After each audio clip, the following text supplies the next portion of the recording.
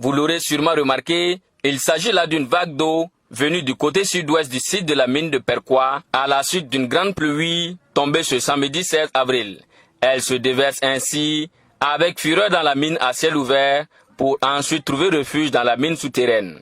Pourquoi un tel scénario? Selon les informations recueillies, rien que la veille de la catastrophe, une partie de la mine à ciel ouvert avait subi une explosion pour raison d'exploitation de minerais, causant ainsi un grand trou reliant l'extérieur à l'intérieur de la mine souterraine sous forme d'entonnoir. Face à la dégradation continue des sols et au changement climatique, il est impératif pour les producteurs d'adopter des techniques innovantes afin de booster leur productivité.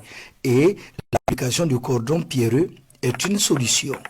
Madame Cabré, née Barou Geneviève, je suis enseignant-chercheur des universités, professeur titulaire en mathématiques, spécialité mathématiques appliquées, modélisation, analyse et simulation numérique. J'enseigne les maths appliquées, à des économistes, des gestionnaires, dans le domaine, par exemple, de la recherche opérationnelle, des statistiques appliquées.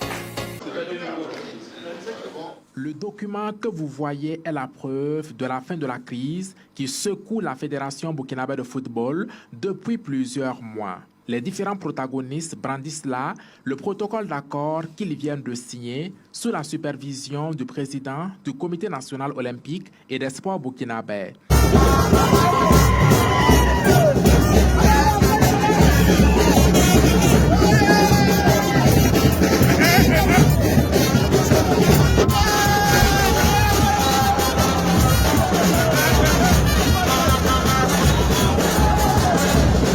À hauteur d'homme, nous avons tout mis en œuvre avec l'ensemble des éducateurs du système éducatif burkinabé et puis l'ensemble des forces de l'ordre burkinabé, mais aussi avec la vigilance des populations, des parents d'élèves qui sont aussi inquiets.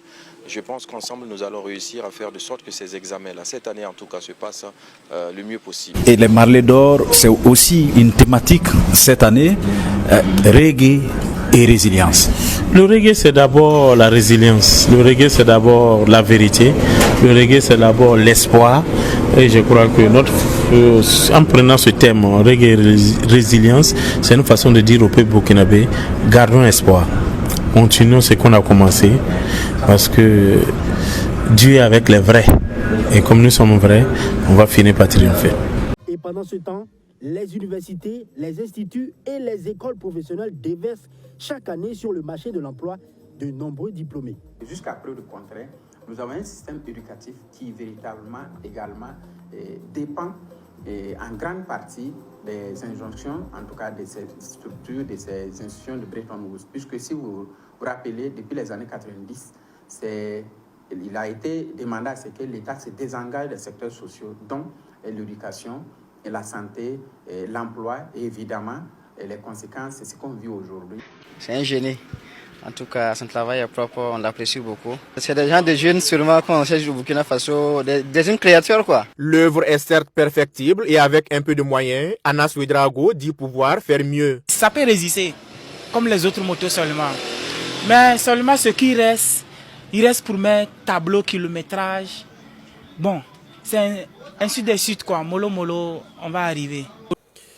Présent à la cérémonie de célébration de la journée de la liberté de presse, le ministre en charge de la justice est revenu sur l'information qui circule depuis hier et faisant état du non-renvoi de la réponse du Burkina Faso à la Cour européenne des droits de l'homme quant à l'extradition de François Compaoré. Pardon, non, juste le numéro seulement. Mon frère, je ne veux pas causer, je suis pressé. Ah, ok. Allô, les 3 millions là, non, faut prendre, c'est rien. Quand même, c'est que moi aussi généreux. Donner l'argent à quelqu'un, c'est quoi? Je donne l'argent aux gens comme ça. La titulaire de la classe n'a pas été formée à la prise en charge de cet élève en situation de handicap.